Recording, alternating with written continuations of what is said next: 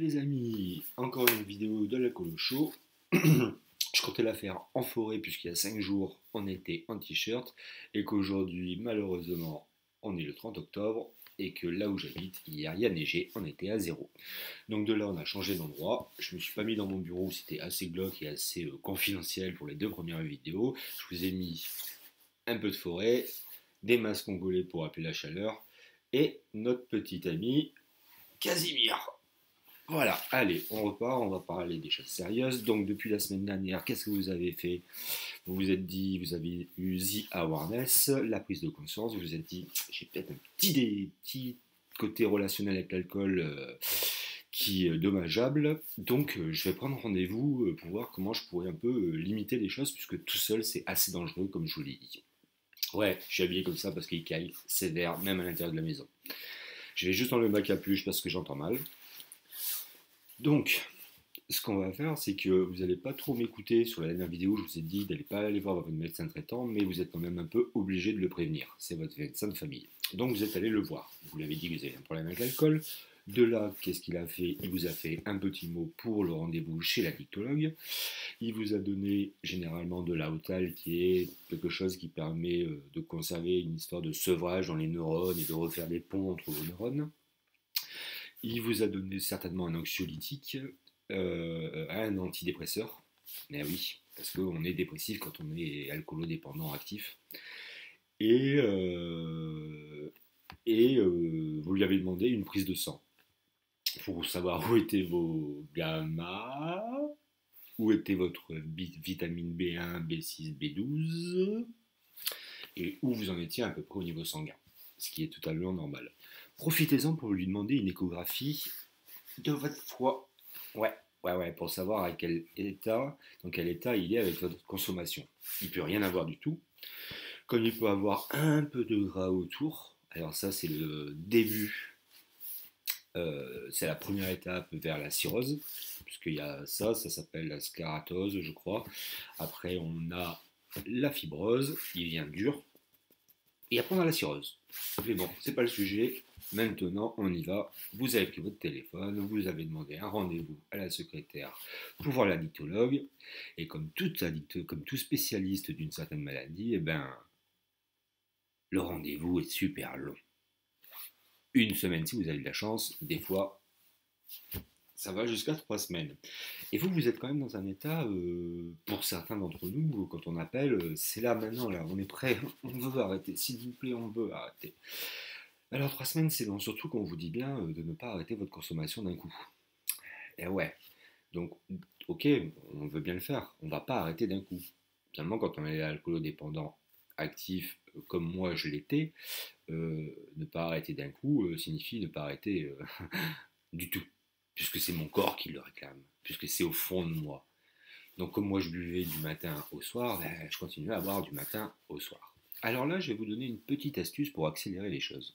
Une astuce que je vous déconseille de suivre parce que c'est assez psychologiquement marquant. Vous êtes prêts? Ça va être rapide.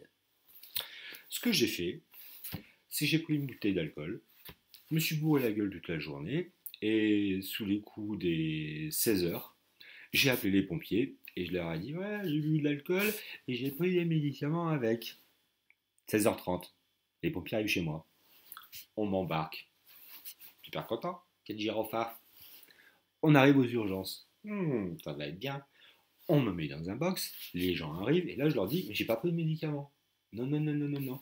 J'ai bu que de l'alcool, mais je me verse vrai, aidez-moi. Bon, j'étais quand même à 2,75 g. Donc, prise de sang, je m'endors. Il était 17h à peu près. Je m'endors. Je me réveille et là, il y a mon frère et ma soeur. Qu'est-ce que vous faites là?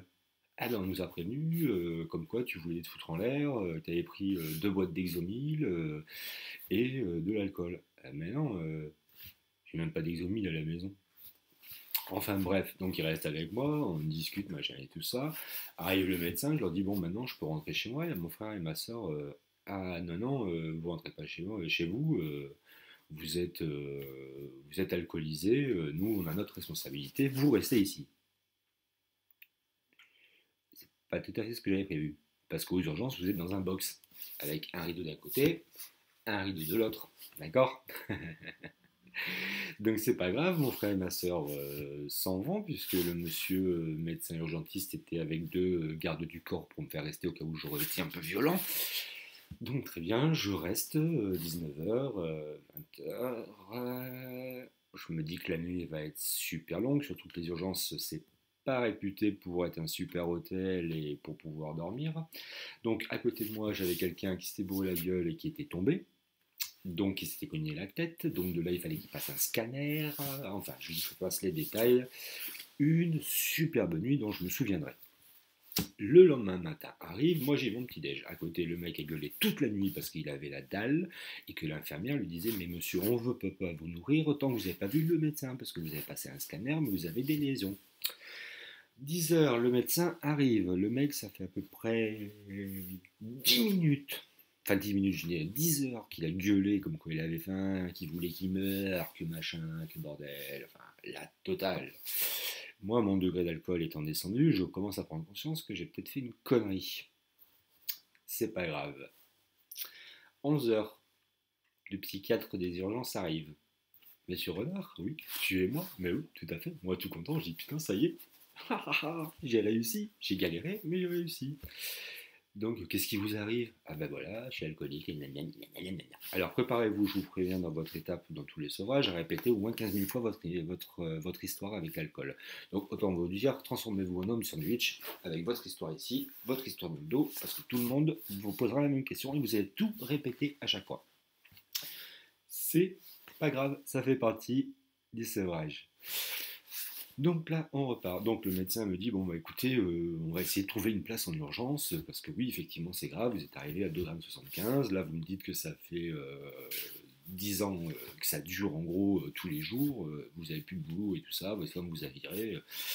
Bon, monsieur Renard, retournez chez vous, préparez une valise, j'essaie de vous trouver une place quelque part. Papa, chapeau. Ils me prennent un VSL, ils me ramènent chez moi. Je prépare ma valise, machin et tout. 14h, 14h, 14h30, les urgences qui m'appellent. Oui, monsieur Renard, oui, on a trouvé une place dans une clinique, vous allez voir, c'est en pleine nature, c'est super. Voilà, donc vous préparez vos affaires, hein, vous évitez les bijoux et tout ce qu'il y a de valeur. Vous préparez vos affaires pour une quinzaine de jours à peu près. Très bien, on vient vous chercher demain aux alentours des 13h. Ah, demain. Ok. Ma valise était prête, donc autant vous dire que j'ai pris le cubi et j'ai revu. La nuit se passe, le lendemain j'attends le téléphone. VSL, je suis en bas, très bien, j'arrive. J'arrive avec ma valise et on part. On part à une quarantaine de kilomètres de chez moi, donc la nature, tout est super. Une super clinique dans un établissement ancien. Je suis super content, je vais enfin me faire sevrer de façon correcte. Parce que bon, j'ai fait quelques petits sevrages à domicile et autres, mais ça on viendra dans une autre vidéo. Donc là, j'arrive, bulletin des inscriptions, ouais, j'ai une bonne mutuelle, chambre toute seule, ouais, chambre tout seul, la télé, ouais, la télé, 250 euros, 250 euros pour le mois. On avait parlé de 15 jours. Oui, mais on fait toujours pour le mois, vous inquiétez pas, monsieur Renard. Très bien. Et maintenant, vous allez vous diriger en salle B12 et vous allez attendre que le psychologue vous reçoive. Très bien, très bien, très bien. Je vous parle de ça, il est 15h30. 19h, le psychologue me reçoit. Ça fait quand même un moment que j'attends, d'accord, en légère boucle. Il me reçoit, qu'est-ce qui se passe? Je raconte mon histoire. Très bien. Vous descendez à l'étage en dessous. Et le médecin généraliste va vous recevoir. Ah, c'est pas fini encore. Très bien. Je descends. 20h. Le médecin généraliste me reçoit. Bonjour. Qu'est-ce qui se passe? Je répète encore mon histoire. Et là, il me fait tout un sermon sur vous êtes fumeur, vous buvez, vous savez qu'il y a 90% de chances que de risque que vous mouriez. Très bien, très bien, très bien. Ça, je le sais. Moi, je veux me faire soigner, quoi. Avant tout, je veux me faire soigner. Bon ben voilà, donc 20h30, 20h45, je sors de là, on me dit allez dans le couloir des Acacias, on va vous donner une chambre. Super. J'arrive, boulevard des Acacias, bonjour, monsieur Renard, oui, une petite étiquette, vous avez votre petit bracelet, votre chambre. Ouais. Et j'ai pas mangé. Ah, ah ben y a plus rien. On va essayer de voir s'il y a un plateau. D'accord, très bien, merci. Donc j'attends dans ma chambre, je préviens ma famille bien sûr, ouais tout va bien, c'est génial, chambre toute neuve, ouais ouais j'ai vu le psychologue, le médecin, demain je vois le psychiatre à 10h, c'est nickel. Le plateau arrive. Au bout du plateau, croyez-moi, la purée, la saucisse ou la compote ou je sais pas quoi ça ressemblait, je le mets de côté et je sors fumer une clope. Mais bien sûr, on ne peut plus fumer dehors parce que toutes les portes sont cadenassées. Déjà, je me dis, pourquoi on ne peut pas sortir dans le parc? C'est bizarre. Mais bon, c'est pas grave. Au fond du couloir, il y a une cage de 2 mètres sur 2, grillagée tout le long et jusqu'en haut, où il se trouve 2 dames. Donc j'y vais. Bonjour, bonjour. Je allume ma clope. On me dit, tu viens d'arriver? Ouais, je viens d'arriver là ce soir. Tout. Tu verras, c'est génial ici. Ah ouais. Tu t'appelles comment? Moi, c'est Johan. Et toi? Moi, c'est Martine. Ah, bonjour Martine. T'es là depuis combien de temps? Ah, moi, ça fait 5 mois que je suis là. Euh, d'accord. Ouais, ça fait 5 mois parce que j'ai un problème d'alcool et je suis bipolaire. Ah, bon, entre parenthèses, j'ai rien contre les bipolaires, hein. Ok. Et toi, tu t'appelles comment? Moi, c'est Nathalie. Ça fait 8 mois. Mais la fois dernière, quand je suis arrivé, ça faisait 1 an et demi. Euh, ouais, mais moi, on m'avait parlé de maximum 15 jours, quoi. Ah non, mais ici, tu verras, on est bien. Faut juste prévoir ton mug, parce que les cafés, ils sont super chers. Ta cafetière pour ta chambre. Tu verras, les soins sont super, on t'explique bien tout ce qu'il faut. Ouais, ok, d'accord. Donc là, je vous dis pas, c'est le gros flip. Moi, j'étais pas du tout parti pour 5 mois. D'accord. Moi, j'étais parti pour 15 jours. À l'époque, je faisais une formation de boucher. Donc, croyez-moi que j'étais psycho là. J'étais vraiment en panique totale. Donc, qu'est-ce que je vais faire? Mais rapido, rapido. Je vais voir les infirmières. Je dis voilà, est-ce que je peux prendre un somnifère pour dormir? Ah ben non, monsieur Renard, vous avez encore de l'alcool dans le sang. On va attendre un petit peu. Très bien, j'attends. Minuit, je vois les infirmières. Je fais est-ce qu'on peut souffler dans le ballon et que j'ai un somnifère? Je suis dans le ballon, le somnifère zéro. Ok, je prends mon somnifère. Je dors. Le lendemain matin, je me réveille. Je vais pour déjeuner. Je me retrouve assis devant une dame qui fait ok. Je regarde autour de moi, je me dis c'est pas possible, on est tous mélangés. Parce que en vérité, ce que je venais d'apercevoir, c'est que j'étais effectivement dans une clinique psychiatrique où on est tous mélangés. Moi, j'ai rien contre les gens qui ont d'autres pathologies. Ils sont malades, ils sont comme moi, il n'y a pas de souci. Seulement moi, c'était que pour le problème de l'alcool. C'était que pour mon addiction. D'accord. Donc là, de me mélanger avec des schizophrènes ou d'autres pathologies un peu plus graves, carrément des gens qui crient, qui ont de graves problèmes psychiatriques, ça fait assez flipper. Pas de souci, 10h, le psychiatre arrive. Bon, monsieur Renard, on va tout remplir le dossier et tout. Je fais, ah non, non, non, non, non, non, je m'en vais. C'est pas l'endroit que je voulais. Donc voilà. Résultat des courses, j'ai rencontré un addictologue spécialiste dans cette clinique-là, qui m'a dit que c'était pas bien de quitter comme ça le truc. J'ai dit, mais moi, c'est pas du tout ce que je veux. Je veux pas être mélangé avec tout le monde. Honnêtement, si moi je reste là, je vais devenir fou, par contre. Donc je sors. Je sors, VSL à 18h, prévu pour 18h pour ma sortie, il était 13h30, et bien croyez-moi, si vous le voulez, je suis resté dehors de 13h30 à 18h, assis sur ma valise, à fumer clope sur clope, en me disant que ben, c'était pas la solution pour se sevrer.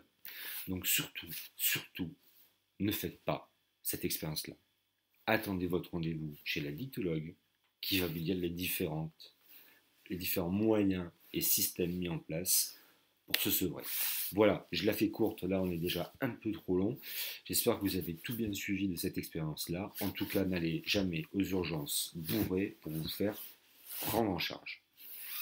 Allez, on se retrouve la semaine prochaine pour le deuxième épisode du sevrage. Ciao, ciao. Et surtout, t'oublies pas, prends le cool Raoul.